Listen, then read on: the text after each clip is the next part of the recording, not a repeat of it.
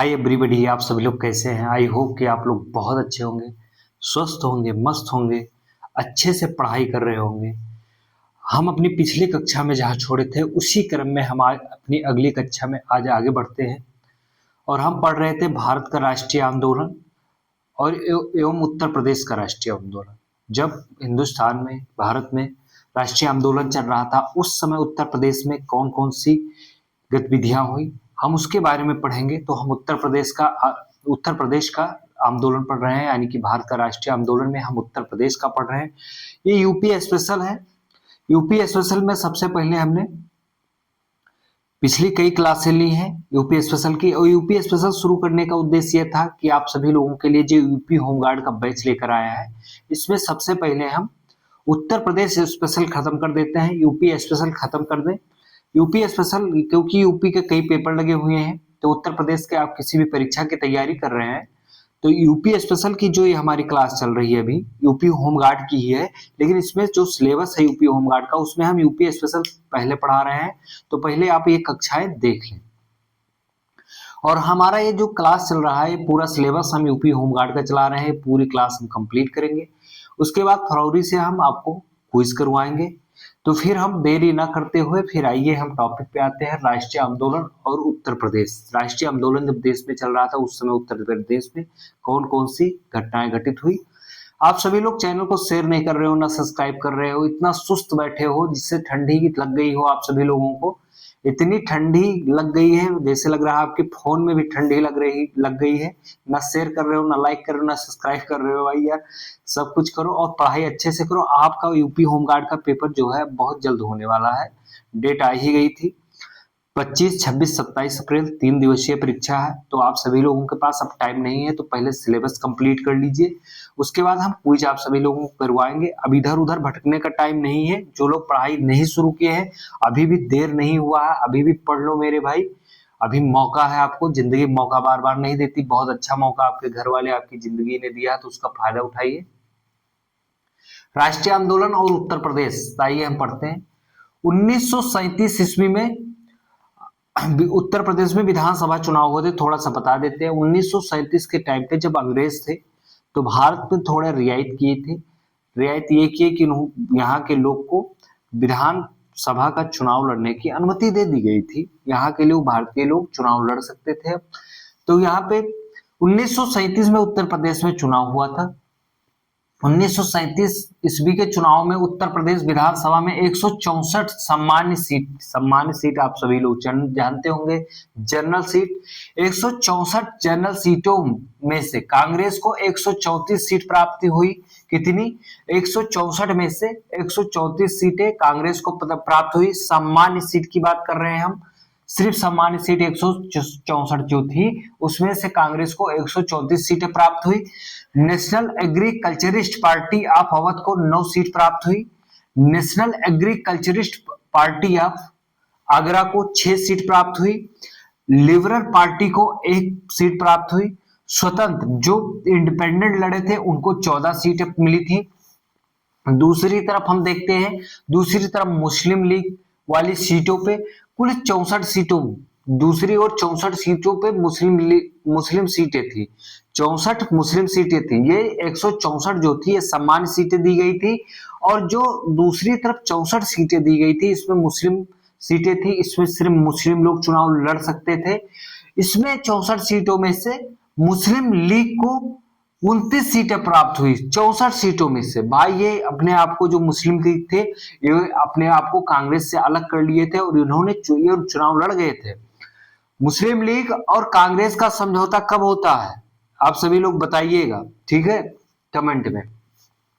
उसके बाद ये मुस्लिम लीग और कांग्रेस दोनों अलग अलग चुनाव लड़ते हैं। तो सामान्य सीटों पे कांग्रेस जो है चुनाव लड़ती है, ठीक है। उसमें 164 में से 134 सीट मुस्लिम लीग के लिए, यहाँ सिर्फ मुस्लिम कैंडिडेट लड़ सकता है, ये था। तो उसमें सबसे ज्यादा सीटें किसको प्राप्त हुई? मुस्लिम लीग को प्राप्त हुई, ठीक है, 29 सीटें प्राप्त हुई। वहां पे इंडिपेंडेंट को 24 सीट, मतलब जो स्वतंत्र थे वो बोल रहे उनको 24 सीटें प्राप्त हुई। मुस्लिम लीग बहुत कूद रही थी, बहुत उछल रही थी, बड़ा उछाल मार रही थी कि हम सारी सीटें जीत लेंगे। वो अपनी 64 सीट अलग करवा लिए थे उस टाइम पे, लेकिन इनकी उछल कूद इसी चुनाव में निकल आई कि नहीं, मुस्लिम लोग को लीग को लोग नहीं पसंद कर रहे हैं। इनको मात्र 29 सीटें प्राप्त हुई 64 सीटों में से, जो मुस्लिम कैंडिडेट लड़ने थे। यहाँ स्वतंत्र 24, यानी कि इंडिपेंडेंट 24 कैंडिडेट में जीत गए। कांग्रेस को मात्र यहाँ पे 1 सीटें मिली थी। कांग्रेस भी अपना कैंडिडेट उतारी, लेकिन इस क्षेत्र में मात्र कांग्रेस 1 सीट प्राप्त कर पाई थी। National agriculturist party of Agra को 7 सीटें मिली थी। किसको? National agriculturist party of Agra को 7 सीटें। मुस्लिम लीग की सीटें जितनी थी, मुस्लिम की सीटें जितनी थी, उसमें कितनी सीटें मिली थी? National agriculturist party of Agra को 7 सीटें। और जो सम्मान यानी कि जनरल सीट थी 164 में 64 थी, उसमें कितनी प्राप्त किया था national agriculturist party of Awadh? 9 सीटें। अगर आपके पेपर में पूछा जाता है कि उत्तर प्रदेश के 1937 विधानसभा चुनाव में सम्मान सीटों पे national agriculturist party of Awadh को कितनी सीटें मिली थी, तो सम्मान यानी कि जनरल पे 9 मिली थी मेरे भाई, मेरे दोस्त। और यहाँ पे मुस्लिम लीग सीटों में से 7 सीटों मिली, 7 सीटें प्राप्त हुई थी। एग्रीकल्चरिस्ट पार्टी ऑफ अवध को 3 सीटें प्राप्त हुई थी, और वहां पे सामान्य सीटें यानी कि जनरल सीटों 164 में से national agriculturist party of Awadh को कितनी सीटें मिली थी, आइए देख लेते हैं। यहाँ पे कितनी सीटें मिली थी? नेशनल एग्रीकल्चरिस्ट ऑफ अवध को कितनी सीटें मिली थी? यहाँ पे 9 सीटें। और यहाँ नहीं सॉरी, यहाँ पे 9 सीटें मिली थी, यहाँ पे 3 सीटें प्राप्त हुई थी। हम वहां पे थोड़ा गलत बताएंगे। यहाँ पे एग्रीकल्चरिस्ट पार्टी ऑफ आगरा को 6 सीटें प्राप्त हुई थी, यहाँ पे 6 प्राप्त हुई थी, वहां पे 7 सीटें, वो आगे पीछे हो गया। ठीक है, आगरा को वहां पे समान सीटों में 6 सीटें प्राप्त हुई थी, और मुस्लिम लीग सीटों में से आगरा को, आगरा वाली पार्टी जो थी एग्रीकल्चरिस्ट पार्टी ऑफ आगरा, वहां पे 7 सीटें प्राप्त हुई थी।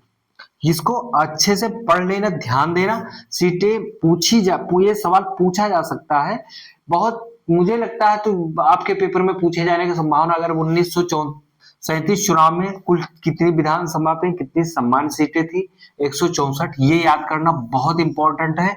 इसमें से ये पूछ सकता है कांग्रेस को कितनी सीटें मिली? 134। फिर हम इंपॉर्टेंट बता दे रहे हैं, पढ़ना आपको सब है। मुस्लिम लीग को कितनी सीटें, मुस्लिम कितनी सीटें थी? 64 थी। उसमें से मुस्लिम लीग को कितनी सीटें प्राप्त हुई थी? 29 प्राप्त हुई थी। इंडिपेंडेंट भी पूछ सकता है 24 सीटें। वो यही पूछ सकता है कि मुस्लिम सीटें कितने आरक्षित की गई थी? 64। और उधर सामान्य सीटें कितनी थी? जनरल 164। ठीक है, ये याद कर लेना, यही इतना पूछा जाएगा। इससे कुछ बहुत ज्यादा अंदर नहीं पूछेंगे आपके एग्जाम में। आपके एग्जाम का लेवल इतना हाई नहीं है। यूपी के राज्यपाल हैरी हैक 1 अप्रैल 1937 को, कब? 1 अप्रैल 1937 को नवाब छतारी के नेतृत्व में अल्पमत सरकार का गठन किया। बहुमत नहीं था, अल्पमत सरकार का गठन किया। यूपी में मोहनलाल सक्सेना कांग्रेस के मुस्लिम लीग से गठबंधन के पक्षधर थे। मोहनलाल, उत्तर प्रदेश के मोहनलाल सक्सेना चाहते थे कि मुस्लिम लीग और कांग्रेस आपस में गठबंधन कर ले, और इसका ये सपोर्ट कर रहे थे। लेकिन पंडित जवाहरलाल नेहरू जी जो थे, ये पूर्णतः विरोध कर रहे थे। पंडित जी जो है, जवाहरलाल नेहरू जी जो है, इसका पूर्णतः विरोध कर रहे थे। वो इसके पक्ष में नहीं थे कि नहीं। तो ये पूछा जा सकता है किसने पूर्णतः विरोध किया था, तो नाम याद रखना, पंडित जवाहरलाल नेहरू। और किसने पक्षधर था, किसने सपोर्ट किया था, तो यूपी के मोहनलाल सक्सेना जी। ये कब की बात हो रही है? उत्तर प्रदेश के 1937 चुनाव जो हुए थे उसकी बात हो रही है। बहुत इंपॉर्टेंट है, आप सभी लोग विशेष ध्यान देना, अच्छे से पढ़ना। उत्तर प्रदेश में मुस्लिम लीग के प्रमुख नेता चौधरी खली खुजमा कौन थे? उत्तर प्रदेश में मुस्लिम लीग के प्रमुख नेता कौन थे? चौधरी खली खुजमा। अब सीधा आपके पेपर में ऐसे पूछा जा सकता है, छापेगा, उत्तर प्रदेश में मुस्लिम लीग के प्रमुख नेता कौन थे? तब आपको ऑप्शन देख के भटका देगा, गलत हो जाएगा। आप सभी लोग जिन्ना को दिमाग में बिठाए होंगे। उत्तर प्रदेश के जब पूछेगा तो चौधरी खली कुजमा थे, वो प्रमुख नेता थे। उत्तर प्रदेश के मुस्लिम के प्रमुख नेता चौधरी खली कुजमा ने 12 मई 1937 को, कब 12 मई 1937 को जवाहरलाल नेहरू के साथ इलाहाबाद में, कहां पे, इलाहाबाद में बैठक की, यानी कि मीटिंग की। और बाद में उन्होंने लखनऊ में गोविंद बल्लभ पंत और मौलाना आजाद से भी मुलाकात की, परंतु कोई नतीजा नहीं निकला। ये बैठक जो थी इसमें कोई नतीजा नहीं निकला, ये बैठक असफल हो गई। जब नतीजा कोई मीटिंग में नहीं निकलता तो मीटिंग असफल हो जाती है, इतना याद रखना। कब हुआ था? 12 मई 1937 को। किसके किसके बीच हुआ था? मुस्लिम लीग के उत्तर प्रदेश के प्रमुख नेता खली खुजमा और पंडित जवाहरलाल नेहरू के बीच हुआ था। फिर लखनऊ में किससे मुलाकात की? गोविंद वल्लभ पंत और मौलाना आजाद से मुलाकात की, परंतु कोई नतीजा नहीं निकला। अच्छे से विशेष ध्यान देकर पढ़ना, ये उत्तर प्रदेश का आधुनिक इतिहास है मेरे भाई, ये आपके पेपर में छपना ही छपना है। अंततः कांग्रेस ने 1937 ईस्वी में उत्तर प्रदेश में अकेली ही सरकार बनाई। कब? अंततः कांग्रेस 1937 में, जब कोई परिणाम बैठक में नहीं निकलता है तो कांग्रेस 1937 ईस्वी में उत्तर प्रदेश में अकेले सरकार अपना बना लेती है। इस सरकार में प्रधानमंत्री, तब प्रधानमंत्री, अब मुख्यमंत्री, यानी कि तब का जो मुख्यमंत्री का पद था उसको प्रधानमंत्री कहा जाता था। तब जो मुख्यमंत्री का पद था उसको प्रधानमंत्री कहा जाता था। मेरे भाइयों बहनों, इस पे ध्यान देना, शब्द पे। सो ना जाओ, वीडियो देखते देखते नींद आ रही है आप सभी लोगों को। जो उत्तर प्रदेश उस समय सरकार का प्रधानमंत्री जो बनता था, तब का जब मुख्यमंत्री पद जो है, जो आजकल मुख्यमंत्री कहा जाता है, तब उसको प्रधानमंत्री पद कहा जाता था। ठीक है, समझ लेना।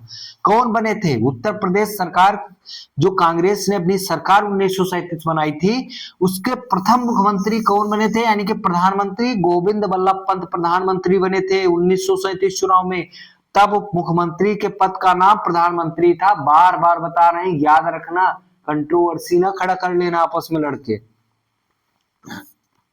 नवंबर 1939 ईस्वी में यूपी में कांग्रेस सरकार ने अन्य प्रांतीय सरकारों के साथ त्यागपत्र दे दिया। क्यों दे दिया? इसके पीछे कोई रीजन तो रहा होगा। इसके पीछे बहुत बड़ा रीजन ये रहा कि द्वितीय विश्व युद्ध में, अब हम आपको थोड़ा सा समझा देते हैं यहाँ पे। द्वितीय विश्व युद्ध में जो हुआ था उसमें कांग्रेस भारतीयों को शामिल करने का प्रस्ताव जो है पास नहीं किया था। जो कांग्रेस समिति थी वो भारतीयों को बिना अनुमति के द्वितीय विश्व युद्ध में ब्रिटिश सरकार ने कहा था भारतीय सब हमारे साथ द्वितीय विश्व युद्ध में शामिल हो गए हैं, जो कि ऐसा भारत के किसी भी सदस्य से बिना पूछे। उस समय प्रमुख कौन था? महात्मा गांधी जी, पंडित जवाहरलाल नेहरू जी और अन्य नेता जो थे, जो प्रमुख थे, उनसे बिना पूछे, बिना अनुमति लिए ब्रिटिश क्राउन ने क्या काम किया? भारतीयों को या भारत को द्वितीय विश्व युद्ध में ब्रिटेन के सहयोगी के तौर पे घोषित कर दिया। उसी के विरोध में उत्तर प्रदेश कांग्रेस कार्यकारिणी समिति जो थी, जो सरकार बनाई थी, यहाँ की सरकार, और उत्तर प्रदेश में ही नहीं, भारत के सभी प्रांतों में जहां कांग्रेस की सरकार थी, बिना कुछ ज्यादा देरी किए हुए तुरंत इस्तीफा दे दिया, पूरा मंत्रिमंडल सहित त्यागपत्र दे दिया और इस बात का बहुत विरोध किया कि हमारी बिना अनुमति के हम भारतीयों को क्यों शामिल किया गया। इसका बहुत विरोध हुआ उच्च स्तर पे। तो फिर इसीलिए सरकार ने पद से, मतलब क्या कहते हैं, अपनी सरकार गिरा दी और इस्तीफा दे दिया था। ठीक है, फिर हम बात करते हैं 1942 भारत छोड़ो आंदोलन जब चरम पे था तो उत्तर प्रदेश में बलिया जिला के लाल चित्तू पांडे, ठीक है, चित्तू पांडे जो हैं, इन्होंने समानांतर सरकार का गठन कर लिया। ठीक है, कौन थे? चित्तू पांडे। उत्तर प्रदेश में समानांतर सरकार का गठन कहाँ हुआ था, ऐसे पूछा जाएगा। यह कब हुआ था, किस आंदोलन के दौरान हुआ था, तो इस पे विशेष ध्यान देना। 1942 ईस्वी में भारत छोड़ो आंदोलन के दौरान 10 अगस्त को बलिया में भीषण जन आंदोलन हुआ। कहां पे? बलिया में भीषण जन आंदोलन हुआ। स्थानीय कांग्रेसी नेता चित्तू पांडे 16 अगस्त को समानांतर सरकार का गठन किया। किसने? चित्तू पांडे, जिसका नाम क्या दिया गया? राष्ट्रीय सरकार। चित्तू पांडे ने 1942 में जो स्थानीय सरकार का गठन किया था, उसको इन्होंने से एक समानांतर सरकार बना के खड़ी कर दिया था। ठीक है, याद रखना, भूलना मत। ठीक है, नहीं आप लोग भूल जाते हो बहुत जल्दी। और कांग्रेस की दमनकारी नीतियों का इन्होंने बहुत विरोध किया और डट के सामना किया था। एक बार हम इसको फिर से बता देते हैं। 1942 के भारत छोड़ो आंदोलन के दौरान 10 अगस्त को बलिया में भीषण जन आंदोलन हुआ। स्थानीय कांग्रेसी नेता कौन थे? चित्तू पांडे जी थे। नोट्स बना लेना मेरे भाई। 16 अगस्त को समानांतर सरकार का गठन किया, जिसे राष्ट्रीय सरकार कहा गया। ये बहुत बहुत इंपॉर्टेंट क्वेश्चन है, आपके पेपर में पूछा जाएगा, सीधा सीधा छपेगा। हम इसको बता रहे हैं, ये बहुत इंपॉर्टेंट है। ठीक है, तो आप सभी लोग नोट्स बना लीजिएगा। अभी अगर पढ़ाई करना नहीं शुरू किए हैं तो अभी भी शुरू कर दीजिए, बहुत देरी नहीं हुई, अभी भी एग्जाम में 3 महीना का समय बचा है, 3 साढ़े 3 महीना का समय बचा हुआ है। तो उसमें आप आराम से सिलेबस कंप्लीट कर लेंगे, रिवीजन भी कर लेंगे आराम से प्यार से। उसके बाद जो क्विज कराएंगे उसको भी कंप्लीट कर लेंगे, तो आपका पेपर बहुत अच्छा होगा। आप होमगार्ड की वर्दी पहन के अपने सपने को साकार करेंगे। ठीक है, और बाकी आप सभी लोग क्लास को अधिक से अधिक लोगों के पास शेयर करिएगा। ठीक है, अब हम चलते हैं, स्क्रीनशॉट ले लीजिएगा, नोट्स जरूर बनाइए, नोट्स बना डालिए, जो भी क्लास आप देख रहे हैं उससे नोट्स बना डालिए। ठीक है, ताकि जो आप क्लास पढ़ते हैं उसके बाद नोट्स बनाते हैं, तो आप जब नोट्स को रिवीजन करते हैं तो आपको ज्यादा याद होता है। तो आप सभी लोग नोट्स जरूर बनाइएगा इस क्लास का। हम बहुत मेहनत करके और बहुत अच्छी क्लास ला रहे हैं, ताकि आपको बहुत कम से कम समय में और अच्छे से अच्छा, ठीक है, मैटर मिल जाए।